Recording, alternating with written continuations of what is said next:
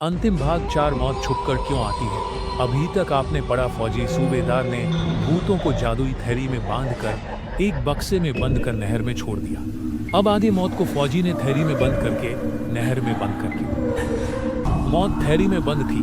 अब मौत का खतरा टल चुका था। मौत थैली में बंद थी, इसलिए अब कोई भी व्यक्ति या जानवर नहीं मर रहा था। जमीन पर इंसानों की और अन्य जीवों की बहुतायत हो गई। जनता इतनी बढ़ गई कि खाने पीने की चीजें भी कम पड़ने लगी। बहुत बड़ी विकट समस्या पैदा हो गई। किसी के मरने की कहीं से कोई सूचना नहीं मिलती। उधर मौत की थैली बक्से में बंद नहर में तैरते तैरते किनारे से लग गई। जहाँ पर मौत किनारे से लगी थी वह एक धोबी का घाट था। वहाँ पर वह धोबी रोजाना कपड़े धोने के लिए आता था। जब उसने उस बक्से को देखा तो बड़ा खुश हुआ।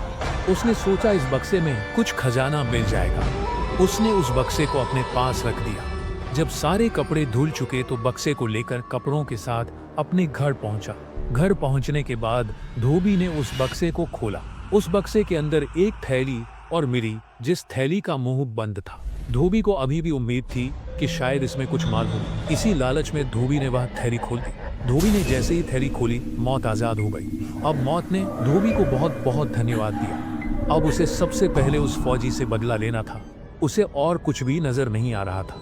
सबसे पहले वह उस फौजी के गांव पहुंच गई। वहां जाकर देखा फौजी अपने खलियान में था। वैसे भी वो अब एक भरे पूर्ण परिवार का सबसे बड़ा मुखिया था। उसे अब खेतों पर ही बने मकान में रहना पड़ता था। वहीं पर खेती के लिए आवश्यक चीजें, हल, बैल और सभी प्रकार के औजार रहते थे। सिंचाई के लिए एक रहर थी जिसे चैन पंप में परिवर्तित करा दिया था। इस बार की फसल की बिक्री के पैसों से एक ट्यूबवेल लगाने की योजना बन चुकी थी। इस सबसे अनजान की मौत को अब स्वतंत्रता मिल गई है। फसल से अनाज निकालने के लिए जो कटे हुए गेहूं रखे थे, उन्हें इस प्रकार रखा जाता था कि कई लंबी लंबी कतारें बन जाती थी। उनको मढ़ाई के लिए बैलों को तैयार कर लिया गया था। अब मढ़ाई के लिए लांख लेकर उस जगह रखना था जहां पर बैलों से दाएं चलाकर उसमें से अनाज निकालना था। इस काम को फौजी का बड़ा लड़का कर रहा था। मई का पहला सप्ताह, गर्मी अपने चरम पर थी। लड़के को प्यास लगी तो वो अपने फौजी पिता को बोल छाया में रखे पानी को पीने गया। अब फौजी ने लांख डालने के लिए जैसे ही बाई में हाथ डाला, वहाँ पहले से सांप बनकर मौत छुपी हुई थी। मौका मिलते ही उसने फौजी को डस लिया। फौजी सांप के जहर से मर गया। उसके बाद मौत अब कभी भी कहकर नहीं आती। इंसान ने उसके साथ बहुत धोखे किए, फिर भी वह यमराज को किसी न किसी बहाने से संतुष्ट कर देती थी। परंतु मौत को इंसान ही ज्यादा चकमा देते थे, बाकी तो कुछ नहीं कहते थे। इसीलिए मौत फौजी के झांसे में आकर भूतों की दी हुई जादुई थैली में फौजी के कहने पर आ गई और उसे आगाह भी किया, देख ले मैं थैली में आ गई। बस फौजी ने तुरंत थैली का मुंह बंद कर दिया। इसलिए अब मौत कहकर नहीं आती। मौत को अब कोई न कोई बहाना चाहिए।